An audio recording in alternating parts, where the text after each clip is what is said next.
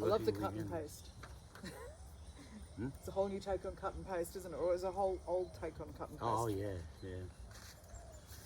Yes, this is probably one of the masters for Valerie to take to work and copy. Yeah, I'd say so.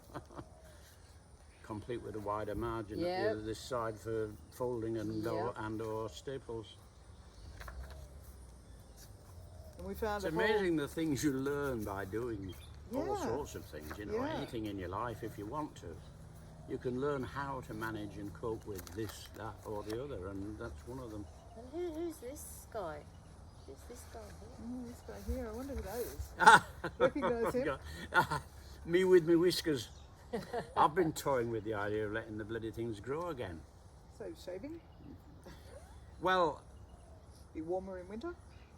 I've only got to forget shaving one night, and I did yesterday, one morning I should say, and they get too long and my razors won't cope. So I've either got to buy another razor. I've got two as it is. Or let them grow.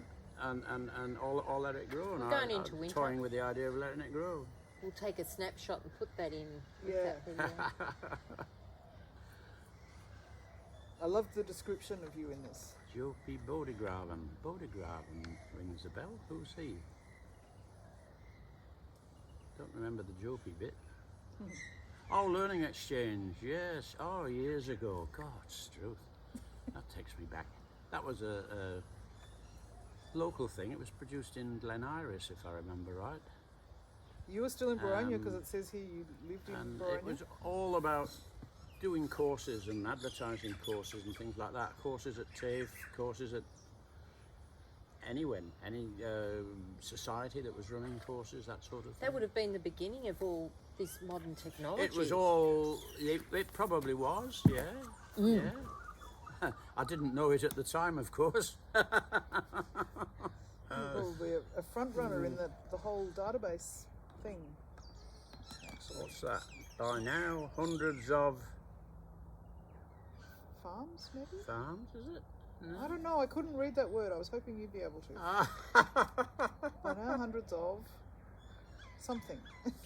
Well, it must have Exclamation been in reaction to something in here. mark. Maybe.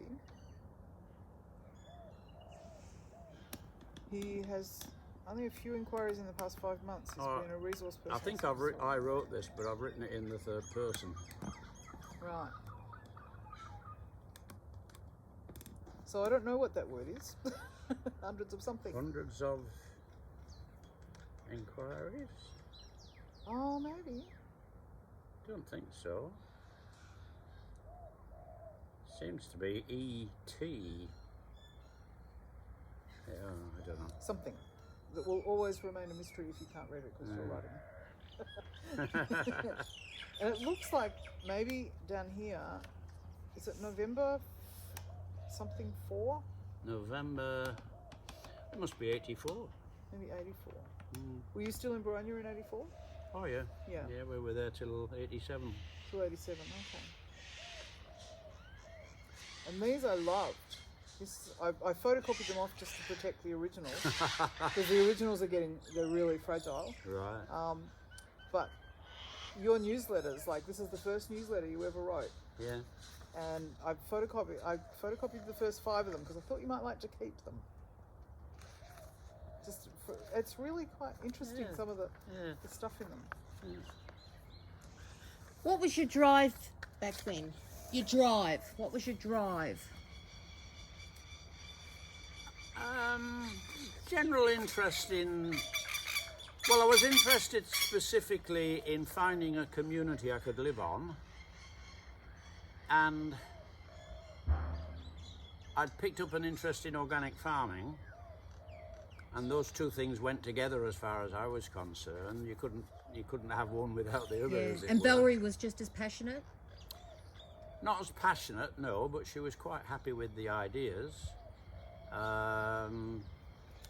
In 1983, I visited Ontos, and while I was down there, I bumped into Athol Park, who was the fella who found Mount Merrendal Quartz land, and had an idea for forming a community on it.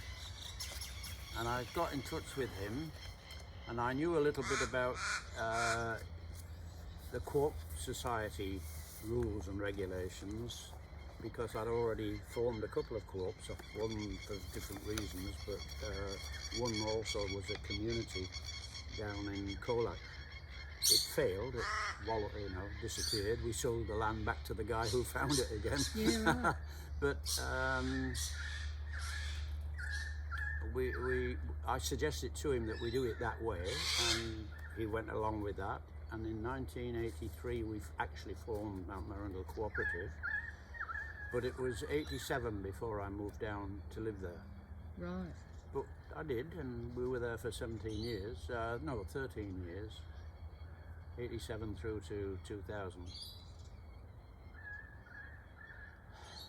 And the co-op's still going, I understand.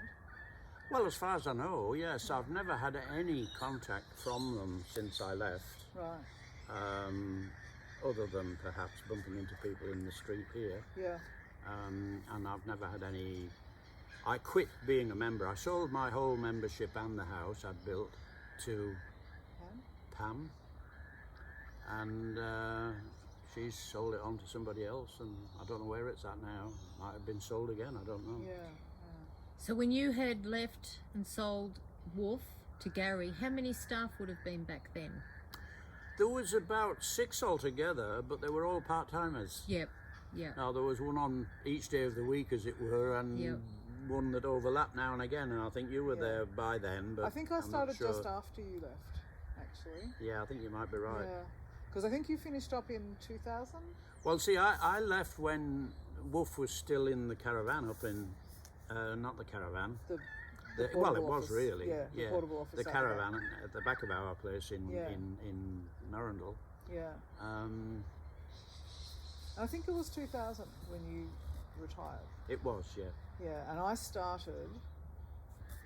I think I started in 2001. Right, yeah, that sounds about right. So I know it was a little while after you'd retired. But we knew you. Yeah. Oh, I'd known you for a long time. Yeah. Yeah. Yeah. Well, part of my knowing you was that communities list that I was doing because of the... because the community we lived on was the Wollongong Community Cooperative Limited. It was on your communities list. Is Way that what back it was in actually called? Yes. Oh, just Wollongong Co-op. I thought it was some... It seemed like some obscure it was drafted obscure. name. I'd never heard of Wollongong. Even working in the post office, I'd never heard of it, you know. That's because it didn't have its own postcode, or you would have known. Yeah, well, exactly. That's exactly right. Yeah, no, it was the Wollongong Community Cooperative Limited. And how many members would have been there, Lionel, when you had finished up? You and Val? At Mount Marundell. At Marundell? Yeah. Oh, well. Roughly. Only about the ones replacing me, Pam, and later on her partner,